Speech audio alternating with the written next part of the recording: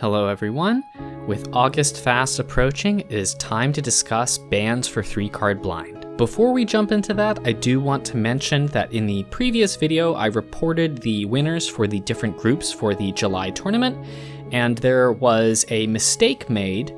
There's actually 3 winners for Group C: Silas, Deck Tricks and Ravens, and Uncommon Gray. So I missed Uncommon Gray, so I do want to take a minute here to congratulate Uncommon Gray for coming in first in that pod, and apologize to everyone, especially Uncommon Gray, for not being faster at correcting that error. Okay, with that out of the way, let's jump into discussing bans.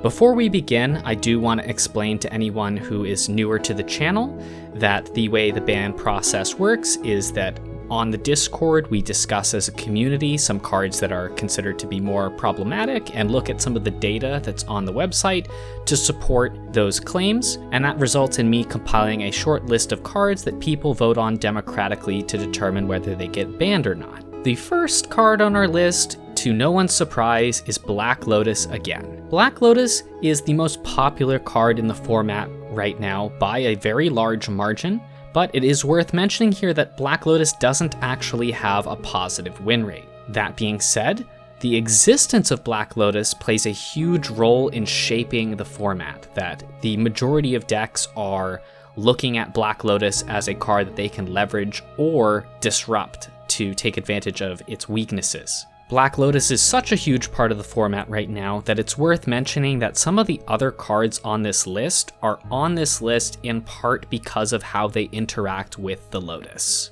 One of those cards is Leyline of Anticipation. Leyline of Anticipation lets players flash in their Black Lotus at the very start of the game to deploy an early disruptive piece and potentially prevent the opponent from ever getting to deploy any of their strategy at all. So long as Black Lotus and Leyline of Anticipation are both legal, this 2-card plus 1 disruption piece archetype will continue to be a very significant part of the format.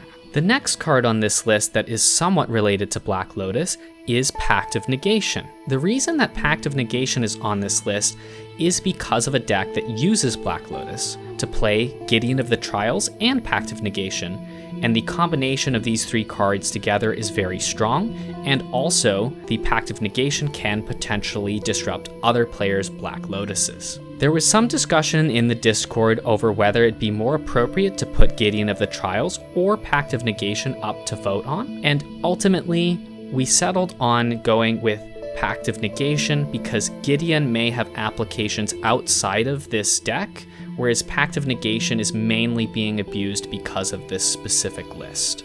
The next card on the list is Force of Will, and Force of Will is a card that is being used in decks that have nothing to do with Black Lotus, but Force of Will is one of Black Lotus's main predators, and Force of Will's existence in the format makes it very challenging for players to play decks that rely on one core card that could be disrupted by Force of Will. The last 2 cards I'm going to mention here together, you will get to vote on them independently, of course, but I think that it does make sense to talk about them together. It's the Tabernacle at Pendrell Vale and Wasteland. Both of these cards are lands that can be leveraged in almost any deck and really punish decks for not taking them into consideration in terms of whether they shut down your strategy or not. Wasteland especially I want to highlight here because if Black Lotus does end up being banned and Wasteland does not get banned, then there will be at least 1 month where Wasteland is going to be the scourge of everyone's existence. Having covered this list of cards, I do want to direct people to the website. That is where you will be able to participate in the voting process. As a quick closing thought, I do want to mention here that the whole ideology behind having these bans is not necessarily to keep the format balanced, because there's always going to be decks that are stronger than other decks in a format like this, but the bans help promote creativity and let people see new strategies that might not be possible if we didn't put certain cards on the bench for at least some period of time. Once the banning process is complete, I will report back to you so that you can start thinking about what kinds of decks you might want to play for August. Thanks for watching, everyone, and see you soon.